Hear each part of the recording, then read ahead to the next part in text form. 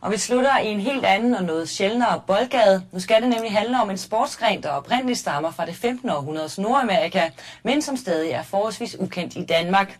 Det kan disse dage måske lave om på, for i København i dag tog kvinderne fra 9 europæiske lande hul på EM i en af verdens hurtigst voksende sportsgrene. Gejsten er stor. Heldigvis kæmpes der dog ikke til døde i Danmarks EM-kamp mod Østrig, ligesom dengang spillets opfinder indianerne lod et spil lacrosse afgøre deres tvister. Vinderen er stadig den, der flest gange får bolden i modstanderens mål, men kropskontakt er blevet forbudt i det meget teknisk prægede spil.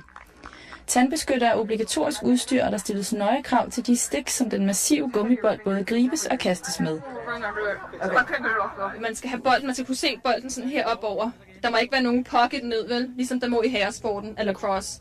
Så for pigerne er det sværere det med at gribe, og man kan ikke få den til at ligge hernede. Det er bare 3 år siden, at der for første gang blev spillet kvindelacrosse herhjemme. Dagens suveræne sejr på 8-2 over Østrig er der også en foreløbig kulmination på en rivende udvikling, som stadig er i gang. The progress that they are making, I can see them being competitive with teams from the United States in maybe 2 years. Selvom de danske kvinder altså kan sige tak for kampen til Østrig med en sejr, vokser træerne endnu ikke helt ind i himlen. Vi har lidt et spillerproblem. Vi spillede hele anden halvleg med en i undertal, fordi vi har for få spillere, og en må blive kaldt på arbejde. Ja, vi må håbe, at Danmark kan stille fuldt hold, hvis holdet når frem til finalen, og den spilles på lørdag i Valby.